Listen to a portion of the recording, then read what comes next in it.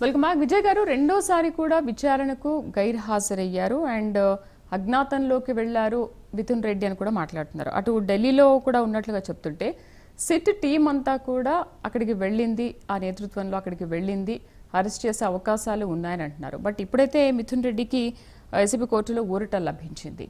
మరి ఏంటి అంటే మీరు ఏదైనా కక్షపూరితంగానే అరెస్ట్ చేయాలి అని అనుకుంటున్నారా? ఇప్పుడు మేము నిజంగా కక్షపూరితంగా చేయాలంటే ఎప్పుడు అరెస్ట్ చేసి ఉండేవాళ్ళం అండి. ఇది పూర్తిగా ఇప్పుడు మీరు చూస్తే జగన్మోహన్ రెడ్డి గారు ఎప్పుడైతే ఎన్నికలు అయిపోయినాయో వీళ్ళ స్కామ్లన్నీ ఒక్కొక్కటిగా బయటపడతా ఉన్నాయో వెంటనే ప్రజల వద్దకు వస్తా ఉన్నారు. ఇప్పుడు ఎందుకంటే మేము ఏదో ప్రజల్లో తిరుగుతున్నాం కాబట్టి మా పైన కక్ష సాధింపుగా అరెస్ట్ చేశారనేటువంటి ఒక సాకును ఎత్తుక్కోవటానికి ఈ రోజున తిరుగుతా ఉన్నారు. ఎంత దారుణం కాకపోతే పోలీసులు బహిరంగంగా వాళ్ళని కొట్టడం తప్పైనప్పటికి కూడా వాళ్ళ కోసం ఏదో కొంపలంతా మునిగిపోయినట్టు వెళ్ళి పరామర్శించడం అనేటువంటి దానికి అక్కడే అర్థమవుతా ఉంది. వంక కోసం ఎత్తుక్కుంటా ఉన్నారు వీళ్ళు అనేటువంటి. పూర్తిగా వీళ్ళు ఏ విధమైన సాధింపు లేదు. వారు చేసినటువంటి నేరానికి సంబంధించి ఎప్పుడైతే వారు విచారణ కూడా పోలీసులే వీడియో తీసి గ్రూపుల్లో పెట్టారు. అది అర్థం కావట్లేదు వీళ్ళకి. ఇంకా జగన్మోహన్ రెడ్డి గారు పరామర్శించారని గారు అలా కొట్టడం తప్పే అని మేము చెప్తా ఉన్నాం. మీలాగా చంపిన వాళ్ళు కూర్చోబెట్టుకోవట్లేదు. మేము మీలాగా చంపిన వాళ్ళు కూర్చోబెట్టుకోవట్లేదు. చంపిన వాళ్ళకి ఎమ్మెల్సీ లేదు, చంపిన వాళ్ళని ఎన్నికల ప్రచారంలో తిప్పుకోలేదు, ఎన్నికలు అయిపోయిన తర్వాత రివ్యూలకి హంతకుల్ని ఒళ్ళో కూర్చోబెట్టుకోలేదు. మేము తప్పు చేసినా తప్పు పరంగా శిక్షిస్తా ఉన్నాం, జైలుకి పంపిస్తా ఉన్నాం. మీలాగా నేరస్తులందరినీ పక్కనేసుకొని తిరగట్లేదు. మీలాగా నేరస్తులందరినీ పక్కనేసుకొని తిరగట్లేదు. హత్య నేరాలు ఉన్నటువంటి వాళ్ళని. కాబట్టి చంద్రబాబు నాయుడు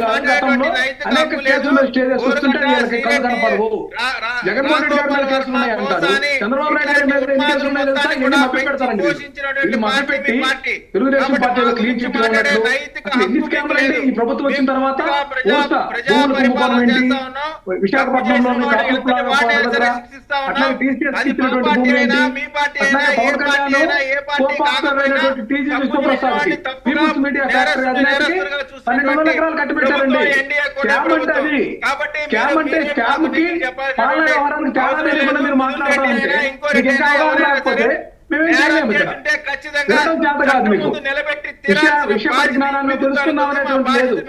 ఎవరేం చెప్తున్నారు?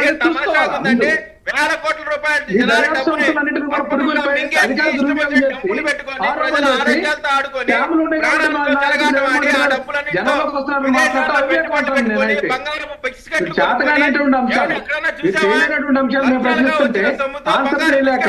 ఇది మంచి ప్రభుత్వాన్ని మీరే తప్పుకొట్టుకున్నారు. ఇది మంచి ప్రభుత్వాన్ని మీరే తప్పుకొట్టుకున్నారు. ఇలా సుపరిపాలన తొలిగంట మేము మేనిఫెస్టో రికార్డ్ చేయాలనే ప్రోగ్రామ్ తీసుకున్నాం మేడం.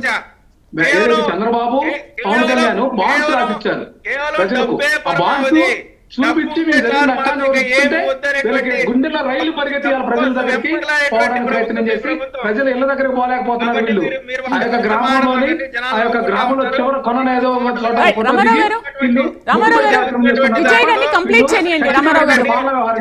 ఇవన్నీ కాదు. విజయసాయి రెడ్డి గారి ఆత్మ కదా, జగన్మోహన్ రెడ్డి గారి ఆత్మే కదా. విజయసాయి రెడ్డి గారే క్లియర్ గా చెప్తా ఉన్నారు మద్యం కుంభకోణం జరిగింది, దానికి నేనే కుంభకోణం జరిగిందని చెప్పలా. ఇక్కడ అదేనండి వీళ్ళు వక్రీకరిస్తారు మేడం. విజయసాయి రెడ్డి గారి మాటలను వక్రీకరిస్తున్నారు. ఆయన ఏం చెప్పారో తెలుసా నీకు? విజయసాయి రెడ్డి ఏం చెప్పారనేది మాట్లాడుతూ అంటున్నారు. ఒక నిమిషం ఆంజనేయ రెడ్డి గారు మీరు చెప్పండి. రామారావు గారు ఎక్కడ చెప్పలేదండి. సరే ఇప్పుడు మీరు చెప్పండి, విజయసాయి రెడ్డి అసలు ఆ రోజు ఏం చెప్పారు బయటకు వచ్చాక? విజయసాయి రెడ్డి గారు చాలా క్రిస్టల్ క్లియర్ గా ఏదైతే దర్యాప్తు సంస్థలు ఆయన పేరు కూడా ఇరికించారు మేడం. దాంతో ఆయన ముందుకు వచ్చినప్పుడు ఏం చెప్పాడంటే ఈ వ్యవహారాలన్నీ కూడా నాకు సంబంధం లేనటువంటి అంశం. నేను ఏదైతే పార్లమెంటరీ పార్టీ లీడర్ గా ఉన్నాడు కాబట్టి మా దగ్గర కూడా కొన్ని అంశాలు జరుగుతుంటాయి. అందులో భాగంగా 1-2 సార్లు కూర్చున్నాం తప్పితే దీని అంశాలన్నీ కూడా రాజకేశ్ రెడ్డి ఆయనకు సంబంధించినటువంటి అంశాలు, ఆయన డిస్టిలరీస్ వాళ్ళ వ్యాపారాలకు సంబంధించినటువంటి అంశాలే కానీ నాకు సంబంధం లేదని చెప్పారు తప్ప కుంభకోణం జరిగిందని ఆయన ఎక్కడ చెప్పాడు మేడం? ఇదే విక్రీకరించేది. వీళ్ళు రిమైండ్ రిపోర్ట్ లో కూడా ఇదే రాజకేశ్ రెడ్డి చెప్పాడని చెప్పి ఇప్పించాను అవి ఏం చేశారనే విషయం నాకు తెలియదని కూడా మాట్లాడినట్టున్నారు కదా విజయసాయి రెడ్డి. 100 కోట్లు నన్ను అడిగారు, నేను ఇప్పించాను, బట్ ఆ తర్వాత వాళ్ళు సమావేశాలు పెట్టుకున్నారు కానీ నేను ఆ సమావేశాలకు వెళ్ళలేదు, ఏం చేశారనే విషయం నాకు తెలియదనే విషయం కూడా క్లారిటీగా చెప్పారు. క్లియర్ గా చెప్పారు ఆయన, నాకు సంబంధం లేదన్నారు. ఈ యొక్క లెక్కకు సంబంధించినటువంటి వ్యవహారాలు నాకు సంబంధం లేదన్నారు. కుంభకోణం జరిగిందని ఎక్కడ చెప్పారు? వీళ్ళు దాన్ని ఆంజనేయ రెడ్డి గారు దీనికి క్లారిటీ ఇస్తారు. చెప్పండి. ఒకటి వీళ్ళకి అర్థం కాకపోతే, భాష అర్థం కాకపోతే మళ్ళీ చూసుకోమనండి. విజయసాయి గారు భాష మీకంటే బాగా అర్థమవుతుంది. మీరు భాష విషయం జగన్మోహన్ రెడ్డి గారికి చెప్పండి, మాకు చెప్పొద్దు. భాష విషయం జగన్మోహన్ రెడ్డి గారికి చెప్పండి. జగన్మోహన్ రెడ్డి గారు చాలా మీ అందరికంటే బాగా మాట్లాడతారండి. చాలా బాగా మాట్లాడతారు. జగన్మోహన్ రెడ్డి గారిని మాట్లాడే అర్హత కానీ ఆ స్థాయి కానీ మీకు లేదు, గమనించుకోండి. జగన్మోహన్ రెడ్డి గారి లాగా ట్రాన్స్పరెంట్ గా ఒక పార్టీని తీసుకొచ్చి ఉద్యమ పార్టీని ఈ రాష్ట్రంలో అభినందించాల్సినటువంటి అంశాల్లో కూడా మీరు అభినందిస్తూ ఉంటారు. మీ యొక్క వ్యవహార వైఖరిని మార్చుకోండి.